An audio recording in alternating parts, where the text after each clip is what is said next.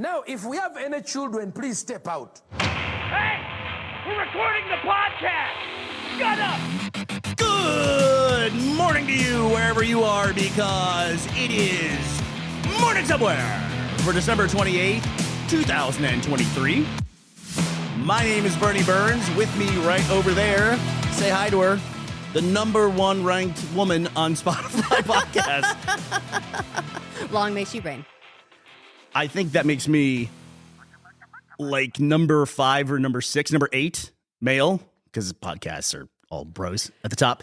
And I think that is a great metaphor for our marriage. It's like a tier 3 dude and like a tier 1 woman. That's what you think that I'm on top of like 5 of you.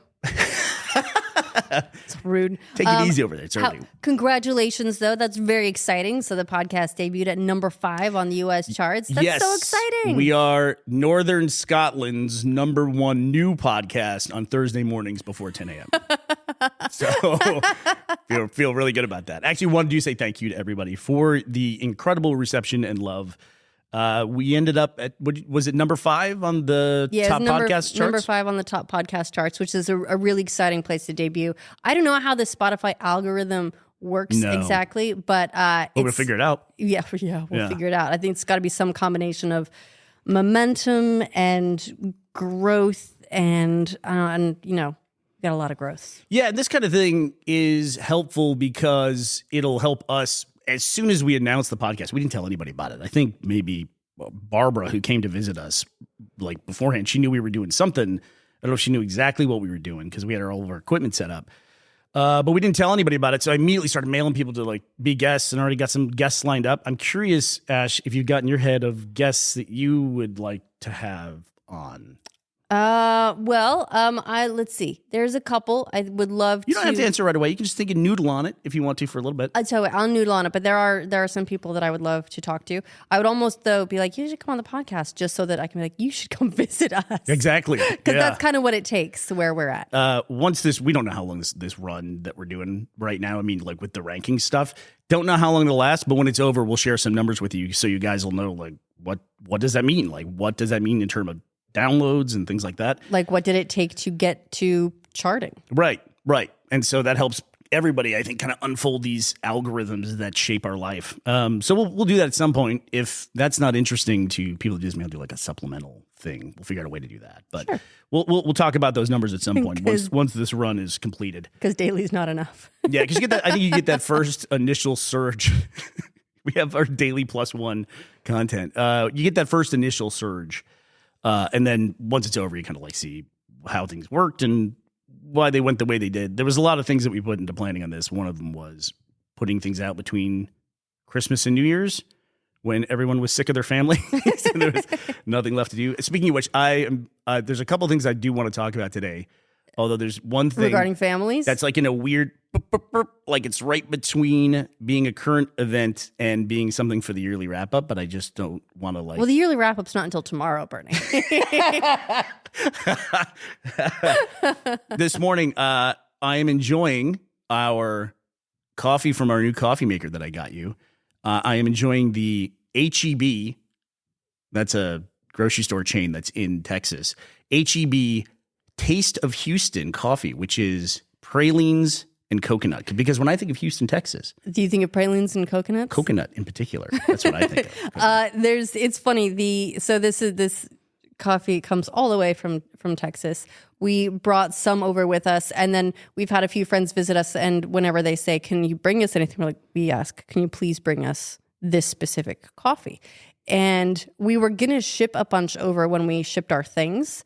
But then we decided we probably shouldn't because we heard that people ship drugs in coffee. Yeah. And we didn't want all of our stuff getting ransacked because we wanted to bring our coffee with us. Well, and so we ask our friends to, but now you're just ruining it because now our friends are going to know the ruse. We make our friends into coffee mules, essentially, and have them bring it over. But now they're going to be like, well, I don't want to put the coffee in my bag. Or they're going to be like, oh, can I bring drugs too?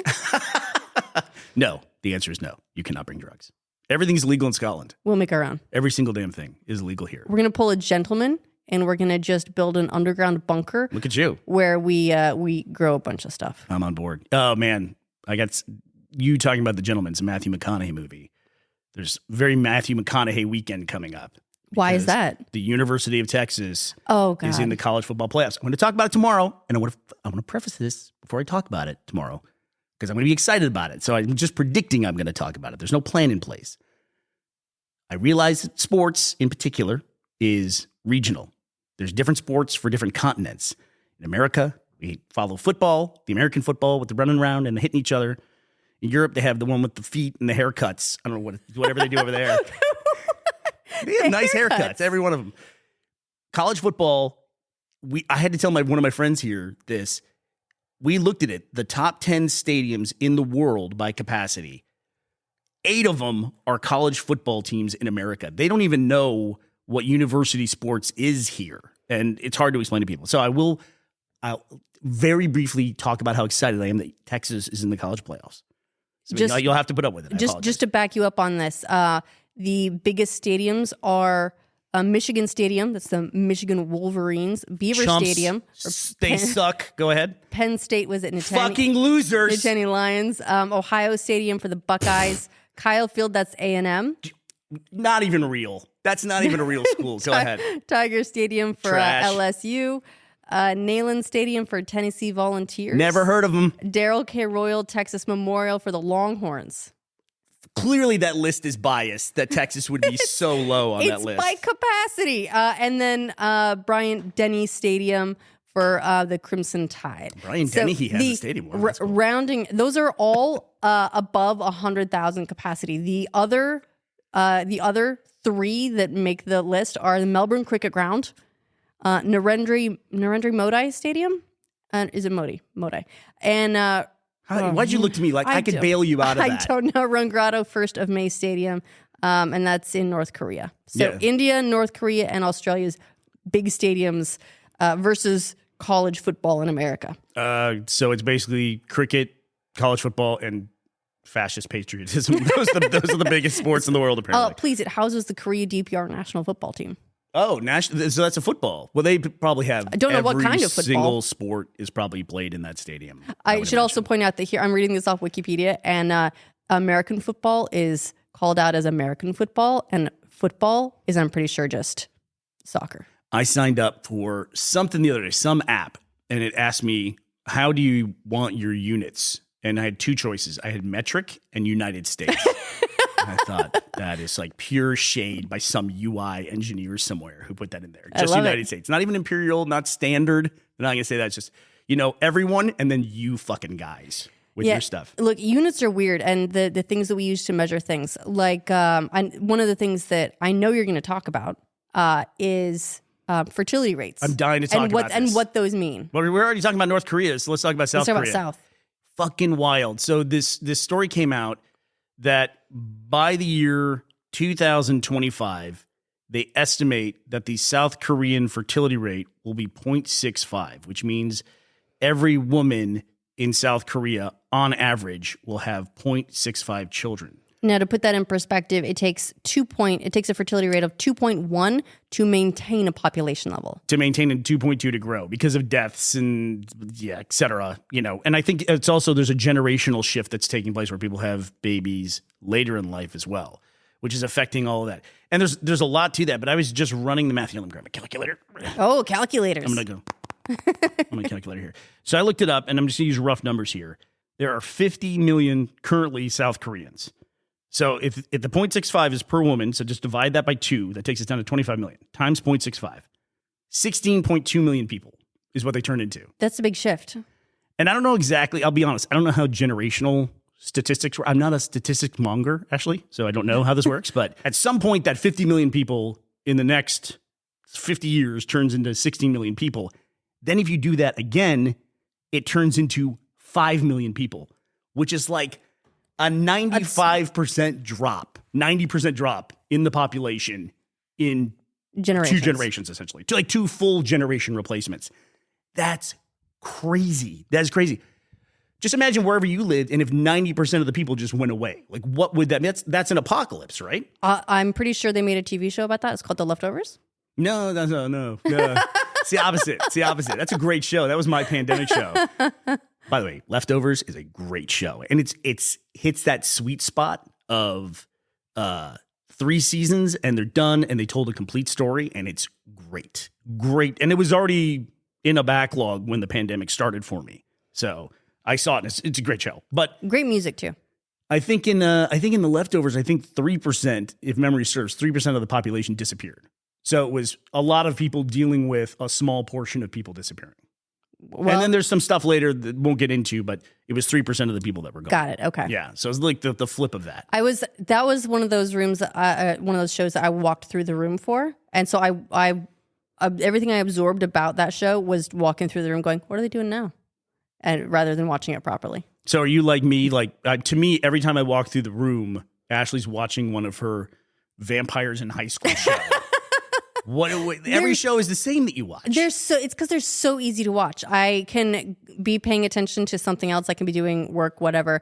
Look up, go, and I know exactly what's going on, and it's fine. But it's background media. It is. It's like company. Shout out to all the artists who made that. The thing that people have on in the background.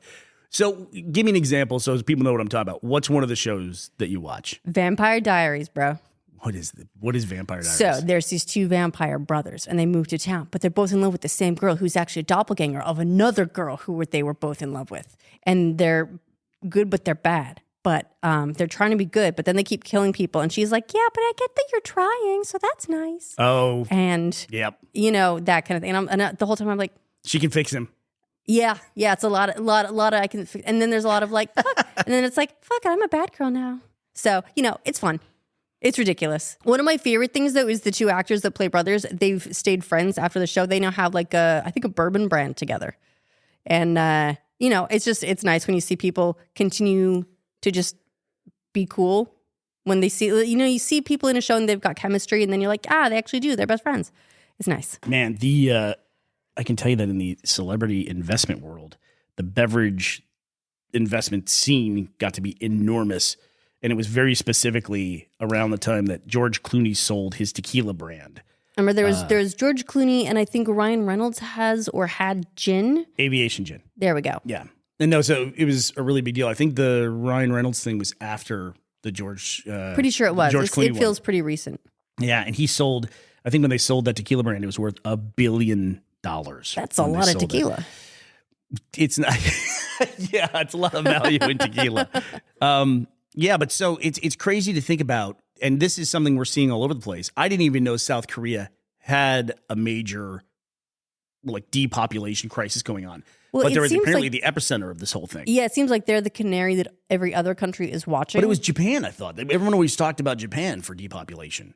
Sort of. Everyone talks about, they're like, oh, here's the generation of men who are going into their apartments and never leaving in Japan. Yeah. And that sort of thing. But that's the dream. It seems like South Korea has been they dropped below replacement fertility in 2015? Something like that. And so they've been the one that everyone is watching going, what are they going to do about it? Because this is something that we'll probably have to fix. And what are the factors that are leading to it? It's hard to say. Probably a lot of demographic shifts across the region, demanding work culture, stagnating wages, rising cost of living, changing attitudes towards marriage and gender equality, rising disillusionment among younger generations, all of which sound like they're very relevant outside South Korea as well. Yeah, it's something they see in every, for lack of a better term, developed country, is you just reach a tipping point where the population just starts to decline. And it also seems to come at a very weird time where the country also becomes largely anti-immigration as well. And South Korea has those factors. U.S. has those factors. U.S. is starting to tip into that territory as well. It is this same article, and I'll put it in the link dump on the website, is saying that the United States fertility rate is expected to be 1.66 births per woman this year, and then rise, which sounds optimistic to me, to 1.75 by 2030. But the U.S. will still see population growth because of immigration. Wow, crazy. That's enough to offset the fertility rate. You look ahead and you wonder what is that country with 90% less people within, let's just call it 80 years. Basically doesn't exist at that point, right? Or it would fade into the background a lot. To put it in perspective, Scotland has a population of 5 million. Yeah. They're like Scotland going down to 1 million people in an entire country. Weird. That's so strange. Yeah. No, it'd be going down to 500,000. That's crazy. That's crazy. It's coming at an interesting time because underdeveloped countries are not slowing down in terms of birth rate. But then while this is all taking place, we've got this rise of AI, which is greatly challenging all the things that sustain the developed countries. It just makes you wonder if you look ahead like 100 years from now, are we going to have really low density population countries with huge resources and AI and less people running very efficiently, and then all these other massive countries in terms of population? It's just an interesting thing to imagine to me. It is. And it's like, everyone is sounding the alarm like population decrease is a terrible thing. I am also not a statistics monger or an economonger. So I don't know, but it is interesting to think about from a different perspective that what if, maybe the reason that people are saying that is because they're like, well, we need a workforce. But what if we don't? No, but what if we don't? If people just live their lives, is it as important to have a huge population? If AI and robots are doing a lot of that heavy lifting, maybe we just have a population of like the, artists and dreamers and podcasters. And and we don't need nearly as many. Well, the scary thing to me is I think that we're heading into, and our algorithms in social media, I think, are kind of a predecessor to this, because we had a unique experience going on where we have reset essentially the algorithms for some of the accounts we use by making new accounts for this podcast. So what we get to see is Instagram showing us the default algorithm, which is Twitter showing completely different than, like, we already make fun of how different your Instagram is than my Instagram, but now we're seeing what blank Instagram looks like. What does blank Twitter look like? When you log in and it doesn't know what you like and it just throws things at you to see what sticks. It probably makes a guess based on region for where you're coming from, and maybe even age if you have to put that into your thing. But it is fascinating to see what it throws at you. And I would imagine that those first choices you make on what you choose to engage with have a huge weight to them. And what's scary to me is how different the different platforms are from one another. Instagram is kind of a hodgepodge of different things, like fashion stuff, dancing stuff, food stuff, movies, whatever.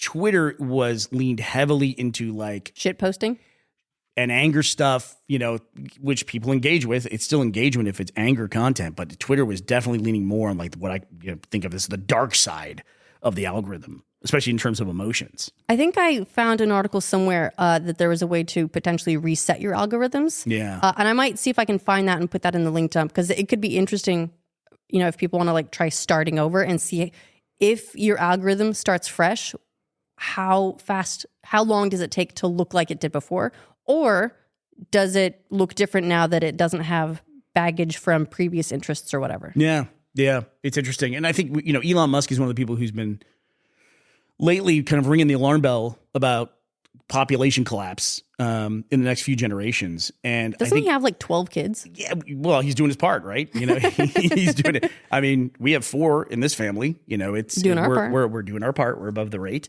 It's interesting though how quickly things can shift from there's too many people to now we're going to run out of people, which is so strange. Like 5 million Koreans is not enough Koreans. We need more Koreans. You people are gorgeous. Get to work. How else are we going to get turning skincare? K-pop. I hesitate to mention K-pop on this on the podcast. Who will be the next gen BTS? They'll be guest starring on your Vampire Diaries show. All right. Well, I'm going to enjoy my Cafe Du Monde mug full of Blend of Houston coffee. Cafe Du Monde is from New Orleans. That's my coffee mug today. Cafe Du Monde, Ashley, is it is French for Cafe of the Monde. That's what it is. And we're enjoying a nice banana nut muffin from Ashley. She made banana nut muffins, or banana muffins, not nuts, this morning. That's Ashley for our bananas are rotten.